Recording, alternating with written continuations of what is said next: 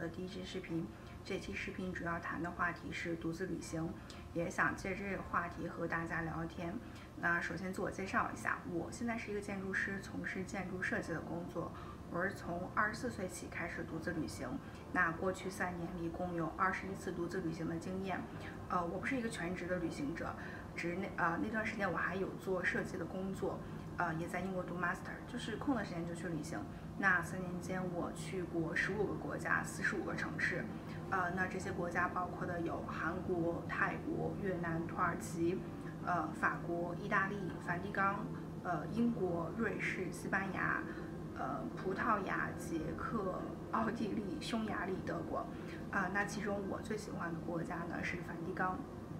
我记得登上圣彼得大教堂穹顶，你是可以俯瞰到整个梵蒂冈的，真的，我觉得一眼就足够了，爱上那座城。我记得我在上面待了很久，就是静静地站在那里观赏，从午后等到黄昏，日落西山，华灯初上。我觉得生命中其实有太多个时刻是难以记录，只能回忆的。眼前所见，心中所想是很难用设备去记录的，但是它是可以留在你的脑海、你的心里。有时候我会突然想起某个在旅途中的场景，可能随着时间流逝，我会更加无法想起那个场景是什么时候发生的，在什么地方。但是那个场景中的感受是深刻的。可能这也是我为什么想要去旅行的一个重要原因。那与其说我是去各个地方收获美景，不如说我是为了去收获那份看风景的心境。我只定了这个视频我要说的 topic， 但其实我没有定具体要说什么内容，所以有时候我顺着思路就说一堆有的没的。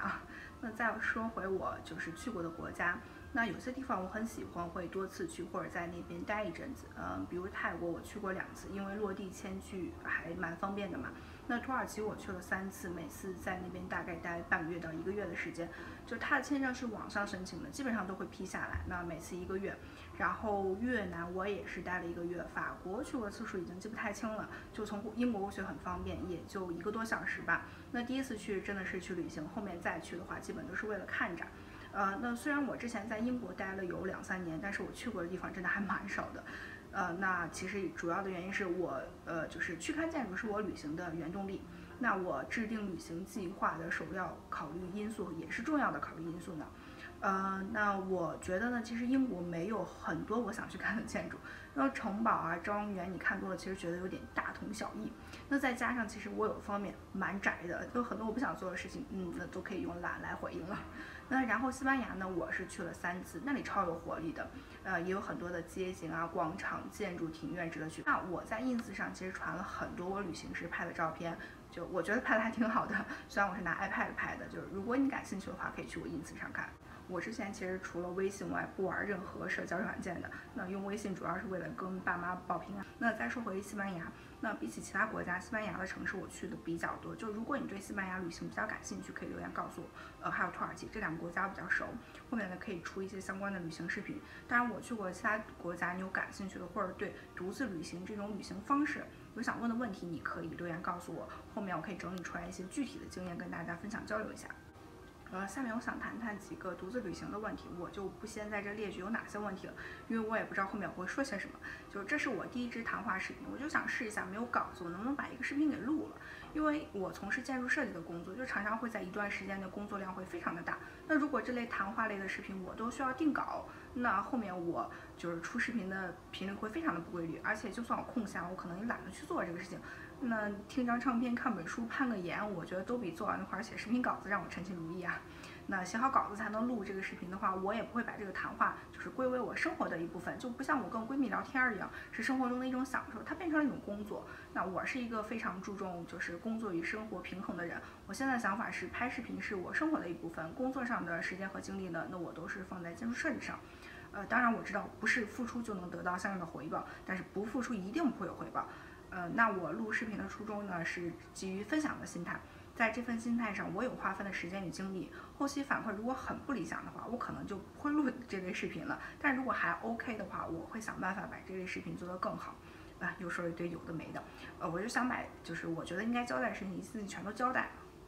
那首先来谈谈我为什么选择独自旅行，而不是跟谁结伴或者是跟团旅行。那独自旅行，我可以按照自己的意愿去决定去什么地方，决定在一个地方待多久。那我呢是喜欢主动的去做选择，我不喜欢也不习惯被安排。我非常的注重就是个人的意愿，当然我也非常的尊重别人的意愿跟选择啊。那就是在可调和的范围内积极的去调和，但是有些差异真的是很难，甚至是无法达到一致性。所以我常说，就是求同存异都是一种理想的状态。那例如你觉得值得的事情，别人未必觉得值得，而且我不喜欢别人迁就我。我觉得每个人的时间和精力都是非常珍贵的，我不愿意别人花费着自己珍贵的时间去完成我想做的事情，他肯定也有自己想做的事情呀。那如果朋友为了我妥协或者放弃自身的想法，我觉得其实比起感恩他这样的举动的话，我更多的会觉得有心理负担。那我自身是一个不愿意妥协、不愿意将就的人，所以我更加不愿意别人为了我而去妥协、去将就。就生活中已经有很多的无可奈何，就不得不做的选择。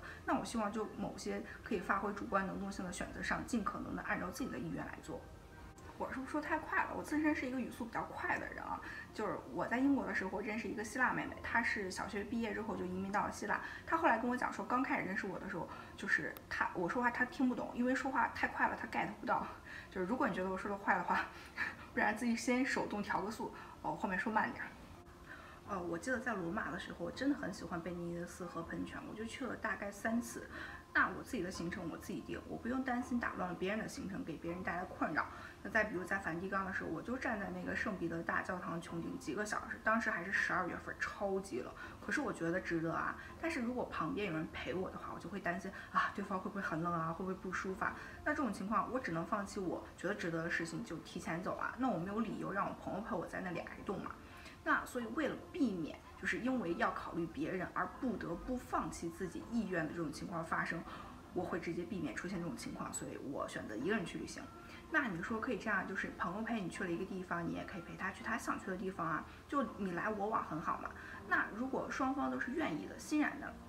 那 OK 啊，就是能够找到一个人跟你这么契合，那真的是一件很难得的事情。那还有很多人说，就是自己不想一个人去旅行，是因为他看见美景的时候，希望有人能够分享他的心情。对我而言呢，我觉得此情此景能够感同身受呢，是一件很难得、很珍贵的事情。但是有时候太难了。就目前我觉得能跟我想法如此契合的，应该就是我闺蜜了，但是她没有时间。那反正我觉得没有人陪，从来不会成为阻挡我不去做一件事情的原因。那我觉得一个人主观能动性很高啊，当然我不排除将来我会考虑和别人结伴去旅行，那去花费时间和精力去调和2个人的意愿，然后共同完成一段旅程。但是这绝对是建立在我个人的意愿和对方的意愿基本统一的基础上。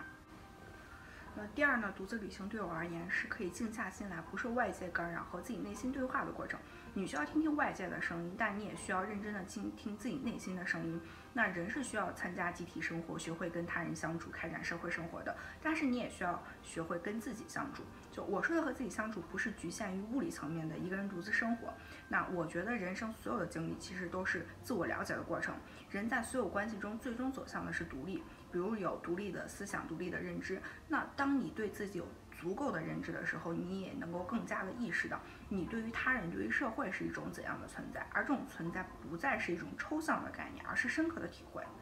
那比如说25岁的时候，我经历过一些事情，当时我最想有摆脱泥泞的坚定与勇气。那现在回想一下，我觉得当时能够走出困境已经不错了。一个人不可能就是面对诸多问题和压力的时候都能够做到就是面面俱到处理的尽善尽美。那个时候我想的就是健康的活着，只要我开心，我不伤天害理，就去做自己想做的事情。那当时觉得就是云淡风轻是人生最好的状态。那追求的就是不以物喜，不以己悲。但是后来又经历了一些事情呢，就我慢慢的感受到，其实云淡风轻真的不难，就难的是这一路风风雨雨，以物喜，以己悲，内心依旧能够做到平衡。那现在呢，觉得就是人活一世就应该以物喜，以己悲啊，就也深刻的意识到，就是不是自己开心就行了的。那人生有一份担当是于己于人的，而这种担当就不再是一个抽象的概念，不是别人告诉我说啊不应该做什么，应该做什么。我觉得人呢，只有在清楚的意识到自我之后，才能够更加充分的意识到，就是自己的言行会给别人、给社会带来什么样的影响和后果。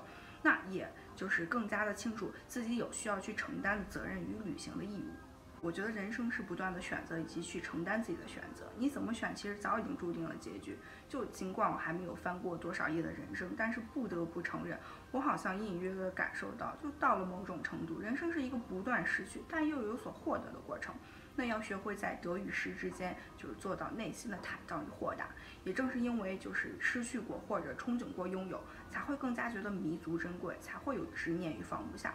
人与自己执念之间的角力真的是一门功课，需要不断的修行。那我无法掌控别人的思想，事实也不可能尽如我意，但我能做到的就是起码就是把我这部分做好。就有时候会尽管就是唏嘘于结局，但是我不否认曾经的经历，也不会沉溺于过去。就我一直努力就是做到失去与得到之间可以豁达，放弃与拿起之间果断。那人生呢是需要向前走的，就即使不明前路何方会发生什么，我对自己的信息就是，但愿我可以依旧洒脱，依旧有自我，依旧炙热。那我说的洒脱，不是说对他人的不管不顾，而是说深陷困难时，我有独自走出困境的勇气和毅力。也不是说就不是一味的将希望寄托于他人的帮助。那有自我更不是自私。就像我之前说的，人只有清楚地意识到自我之后，会更加的明白，人生有一份担当是于己于人的。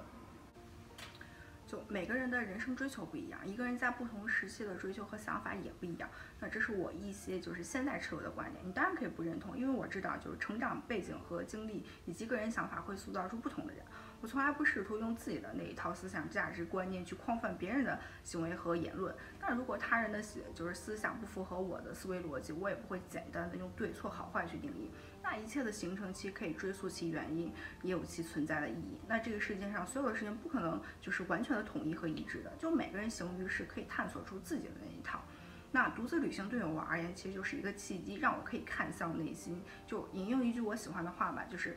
身之主宰便是心，心之所发便是意，意之本体便是知，意之所在便是物。大概意思就是，心是身体以及万物的主宰。就当你的心平静下来之后，不为外物所扰的时候，心灵本身所具备的巨大的智慧就会显现出其力量。那所以我觉得要相信自己，相信自己的内心，不管是独自旅行还是其他的什么形式，那尝试与自己的内心对话。最后再来说一下很多人担心的独自旅行的安全问题。那人是需要有自我保护的意识的，不管你是出外旅行还是在你日常的活动范围，那这是一种对自己负责任的态度。保持这种态度，你自然而然的会为了就是避免危机的发生做好充足的准备。你还需要呢就是对自己本身能力有一定的把控。还是我说的，你要了解你自己，就是你需要意识到你能力的上限是什么，你能够处理问题的范围大概是什么，你的心理素质如何，就是当危机发生的时候，你是否可以保持冷静去应对危机，就是保持理智去处理问题，然后并且有良好的心态去看待事情的发生。那我自身呢是一个思维逻辑比较缜密的人，就是对危机的意识也比较强，比较敏感。那我总说是因为我从小就看名侦探柯南，也超喜欢推理小说啊，看侦探去培养的。那很多具体发生过的事情我就不在这一一列举了。就是如果后期大家反馈对独自旅行还蛮感兴趣的，就是担心安全问题，我可以出一期视频，就是具体讲讲我是如何在旅行过程中就保障自己的安全，就如何处理一些突发的状况。还是那句话，我的情况未必适合于你，你需要对自己有足够的了解与把控，再慎重的决定，是否独自旅行，去哪旅行，何时进行。其实刚才说到我是一个思维比较缜密的时候，我都有点心虚。不是说，也不能说心虚，就是毕竟正常情况下，种种迹象表明，也得到身边朋友认可的一个事实，那就是第一次对着镜头，虽然是自己拍自己没有旁人在，但也很尴尬。就是这种情况太陌生了，没有大纲，没有稿子，就是想到什么说什么。其实我已经不确信我刚才说的那些话，就是逻辑是否清晰，就表述是否完整，有没有偏差啊。那虽然我现在是看似在自言自语表示自己的想法、观点，甚至是立场，那这个视频其实发到公共平台上，我比较担心会不会给一些人带来不好的影响。那我知道人需要对自己的言行负责，那我能够负责任的是从我这里传递出去的信息，但是我无法把控就是不同的人接收到的信息和我想传递出去的信息存在什么样的差异。那我用我自己的逻辑思路去构建个人的认知，再以我的立场去输出一些见地的时候，当然我个人的想法是很有局限性与主观性的，你可以认同，可以无视，可以反驳，但是我不希望就是被断章取义，也不希望某句话被过分的解读或者是渲染。我花费着时间精力在说，你花费着时间精力在听，我非常感谢你的付出，当然我也希望我的付出是有意义的。就是有何意义，就不是单由我来定义的。那如果你觉得不枉费过去的十几分钟甚至几十分钟，你愿意听我说话的话，就欢迎大家留言来跟我互动，那这样才能算聊天嘛。那当然不是说你不愿意听我说话，我就不欢迎你留言。那在一个公共平台上，每个人都有发表言论的自由，没有什么欢迎不欢迎产生的限制。我是觉得你都不愿意听我说话了，那肯定不愿意在我这再继续浪费时间与精力去达到所谓的求同存异。那我觉得只要是负责任的说出自己的观点立场，都是珍贵的。我非常欢迎大家站在不同的角度去探讨问题，就是参与到讨论当中。那但是我个人的希望的话，所有讨论的最终目的呢，都是致力于可以带来积极的影响力。那再次感谢你来听我说话，欢迎你留言与我聊天儿。下期视频呢，我应该会录和整理、收纳、打扫有关的。我家已经2年没人住了，就是从去年11月回国到现在，我还没有时间和机会去整理内务。那讲真，其实我还蛮擅长就是整理收纳的，这也是得到朋友们公认的。那如果你感兴趣呢，欢迎来观看下期视频。那谢谢观看，祝你有美好的一天，我们下期视频见。